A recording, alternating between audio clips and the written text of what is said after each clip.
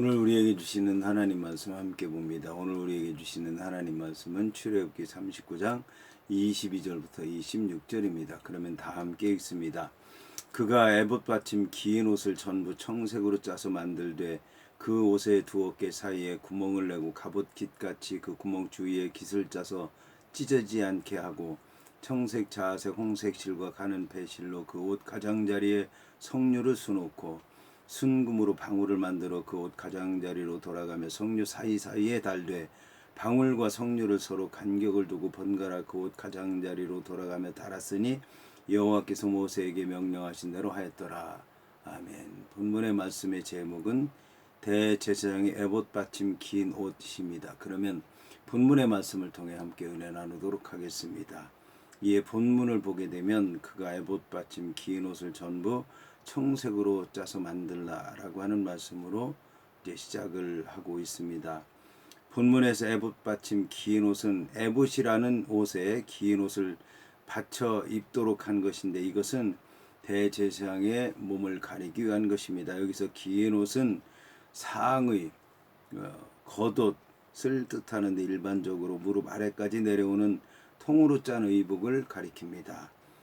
이에 여호와께서는 대제사장의 겉옷을 만들되 청색으로 만들라고 하셨습니다. 그러면 왜 대제사장이 입는 옷이 청색으로 되어 있었겠습니까? 여기에는 몇 가지 이유가 있습니다. 첫째는 청색이라고 하는 것이 구별을 한다는 뜻을 갖고 있기 때문입니다. 우리가 지금까지 생각해 온 것처럼 청색이라고 하는 것은 하늘나라를 가리키는 색입니다. 하나님께서는 하늘을 지으시고 궁창 위의 물과 궁창 아래의 물을 구분하신 것을 볼 수가 있습니다. 따라서 청색은 이제 구별한다고 하는 뜻을 갖고 있습니다. 둘째, 청색은 하늘나라를 가리키는 것으로서 하나님의 나라를 사모하라는 뜻을 지니고 있습니다. 그러므로 비록 대제사장이 세상에서 죄인들을 위한 일을 하고 있기는 하지만 하나님의 나라를 사모하며 죄인들을 하나님의 나라로 이끌기 위해서 있다라고 하는 것을 알 수 있습니다. 셋째는 대제사장이 세상 사람들과는 구별이 되어 있다는 것을 알도록 하기 위해서입니다. 이처럼 대제사장이 세상 사람들과 구별되었기 때문에 대제사장이 하는 일도 세상 사람들이 하는 일과는 구분이 되어 있는 것입니다. 따라서 대제사장이 입는 옷도 세상 사람들이 입는 옷과는 달라야 한다라고 하는 것을 말하는 것입니다. 여기서 우리는 하늘에 대해서 좀 더 자세히 알아볼 필요가 있습니다. 그것은 성경에서 말하는 하늘이 3층으로 되어 있기 때문에 그렇습니다. 하늘이 3층으로 되어 있다고 하는 얘기는 1층과 2층은 하나님께서 지으신 하늘을 가리키는 것이고 3층 하늘은 지어지지 않은 하늘을 얘기하는 것입니다. 여기서 이제 1층은 새들이 날아다니고 우리가 숨을 쉬고 이제 볼 수 있는 그런 하늘을 얘기하는 것이고 2층 하늘은 보였다 보이지 않았다 하는 하늘입니다. 그러니까 해와 달과 별들이 비춰서 낮에는 볼 수 있고 밤에도 볼 수 있기는 하지만 해와 달과 별들이 있지 않으면 볼 수 없는 그런 하늘이고 천사들이 오르락 내리락 하는 그 하늘을 가리키는 것입니다. 세 번째 하늘은 지어지지 않은 하늘로서 하늘 위의 하늘이라고 얘기를 하고 있기도 하고 하나님의 보좌가 있는 곳이기도 하고 하나님의 보좌 왼쪽에 어린 양의 보좌가 있는 곳을 가리키기도 합니다. 그래서 이 청색이라고 하는 것은 이제 하늘을 가리키는데 여기서 대제사장이 하는 일은 이제 여호와를 믿는 성도들에게 여호와께서 창조하신 것을 구별하며 살도록 하는 것입니다. 이것이 바로 거룩한 삶인 것입니다. 이어서 본문은 그 옷의 두 어깨 사이에 구멍을 내고 갑옷 깃같이 그 구멍 주위에 깃을 짜서 찢어지지 않게 하라고 말씀하고 있습니다. 본절의 갑옷은 애굽어에서 유래하였는데 전쟁할 때 군인들이 입는 갑옷을 의미합니다. 여기서 깃은 가장자리, 테두리, 나알이라고 하는 뜻을 지녔습니다. 이와 관련해서 고대 애굽에서는 갑옷을 만들 때 목 부위에 테두리를 이중으로 겹쳐 짜서 옷을 입고 벗을 때 그 부위가 찢어지지 않도록 특별히 주의를 기울여 만들었다고 합니다.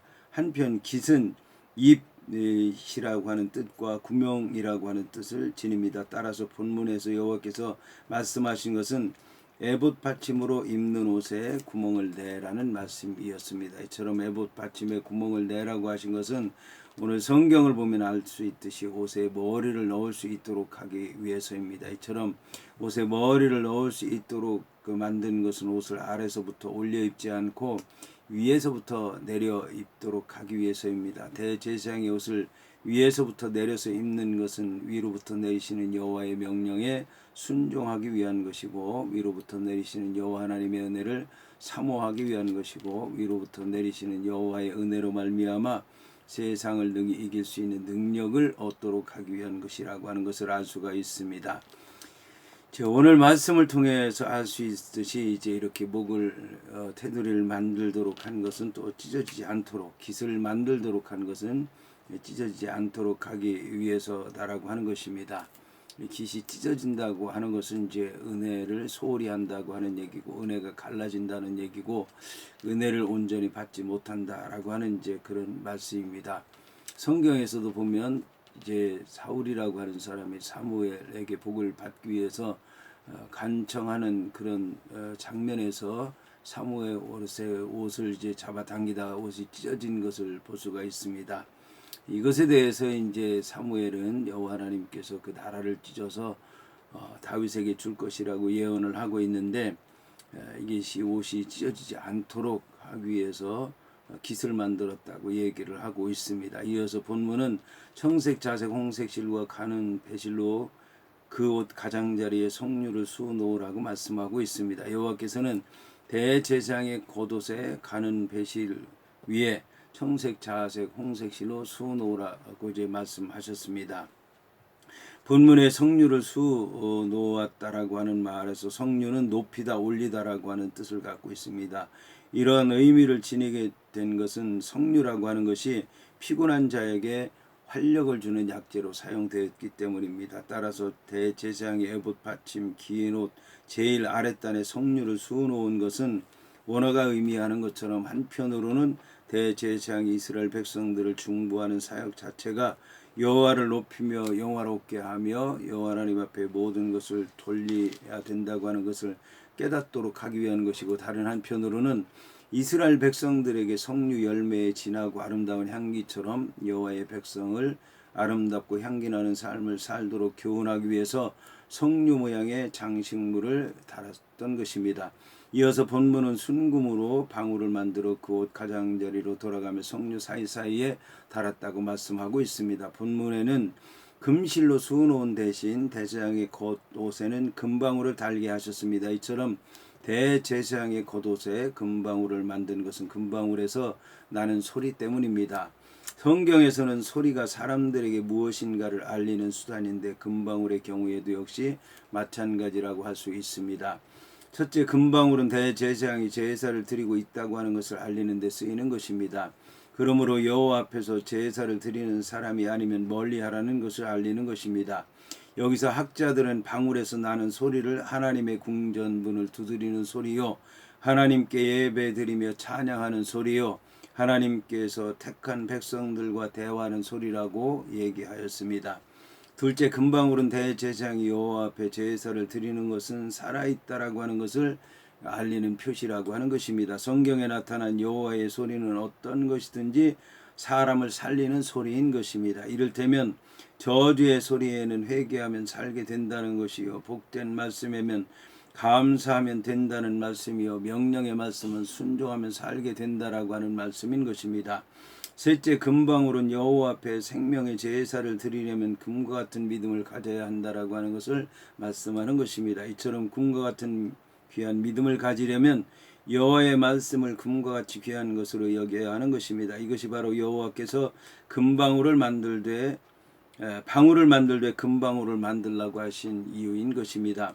이와 함께 금방울은 죄를 용서해 주신다는 표시로 쓰여졌다는 것을 알아야 될 것입니다. 하나님께서는 하나님을 섬기러 온 제사장들의 죄를 사해 주셨는가 그렇지 않았는가를 금방울의 소리를 통해서 알게 하시겠다고 하신 것입니다. 만일 하나님을 섬기러 들어간 대제사장이 하나님을 잘 섬기지 못하면 방울 소리가 나지 않을 것이요, 하나님을 잘 섬기면 금방울 소리가 나게 하시는 것입니다. 이처럼 하나님의 성소에 들어간 대제사장의 옷에 달린 금방울이 이제 소리를 내면 하나님께로부터 죄사함 받을 뿐만 아니라 대제사장이 살게 되는 것입니다. 그러나 하나님의 성소에 들어간 대제사장의 옷에 달린 금방울이 소리를 내지 않게 되면 하나님께로부터 죄사함을 받지 못했다는 것을 얘기하는 것이고, 동시에 이스라엘 백성들의 죄가 용서받지 못했다라고 하는 것을 얘기하는 것입니다. 이처럼 대제사장이 하나님을 섬기러 가는 것은 대제사장이 죽고 사는 문제요, 이스라엘 백성들의 죄가 용서받느냐 용서받지 못하느냐라고 하는 귀한 문제가 달린 것이기 때문에 이스라엘 백성들은 대제사장이 제사를 드린 후에 이제 성소에 들어가게 되면 모두가 기도하면서 기다리고 있었던 것입니다. 그러다 보니까 대제사장이 성소에 들어가서 오랫동안 나오지 않게 되면 이스라엘 백성들은 불안해하게 되었던 것입니다. 이어서 본문은 방울과 성료를 서로 간격을 두고 번갈아 그 옷 가장자리로 돌아가며 달았으니 여호와께서 모세에게 명령하신 대로 하였더라고 말씀하고 있습니다. 여호와께서는 방울 옆에 성류를 만들라고 하셨습니다. 여기서 여호와께서 성류를 만들라고 하신 것은 성류라고 하는 것이 풍요를 상징하는 것이기 때문입니다. 이것을 통해서 우리는 대제사장의 겉옷에 방울과 성류를 달라고 하신 이유에 대해서 알 수 있을 것입니다. 그것은 성류라고 하는 것이 성도들의 믿음을 가리키는 것이기 때문입니다. 이처럼 성류가 성도들의 믿음을 가리킨다고 하는 것은 성류의 열매가 보이지 않는 곳에 있기 때문입니다. 성류는 다른 꽃과는 달리 꽃이 속으로 피는 과일입니다. 이 꽃이 열매를 맺는 과일입니다. 그런데 우리의 믿음이 바로 성류와 같은 성질을 갖고 있다는 것입니다. 그러므로 하나님께서는 성류를 대제사장의 옷에 수놓으라고 한 것입니다. 이를 통해 우리가 알 수 있는 것은 방울은 생명을 가리키는 것이요 성류는 풍요를 가리킨다라고 하는 것입니다. 여기서 우리는 생명과 풍요가 서로 연결되고 있다는 것을 알아야 할 것입니다. 다시 말해서 성도들이 생명을 얻기 위해서는 방울처럼 계속해서 울려나오는 여호와의 말씀을 들어야 한다라고 하는 것입니다. 그리고 성류와 같이 풍성한 은혜를 받으려면 하나님을 믿는 믿음을 가져야 한다라고 하는 것입니다. 이처럼 하나님의 말씀을 계속 듣고 그 말씀을 믿고 그 말씀에 순종할 때에 성도들의 삶이 온전하여지고 풍성하여지고 은혜가 넘치는 삶이 되게 될 것입니다. 여기서 우리는 성도들의 복이 여호와의 말씀을 통해서 온다고 하는 것을 다시 한번 알아야 될 것입니다. 이미 말씀드린 것처럼 세상 사람들은 복이라고 하는 것이 세상의 우상을 섬기는 데서 온다고 생각을 하거나 이 땅에 의지할 때 온다고 생각하거나 사람들의 노력에 의해서 좌우된다고 믿었습니다.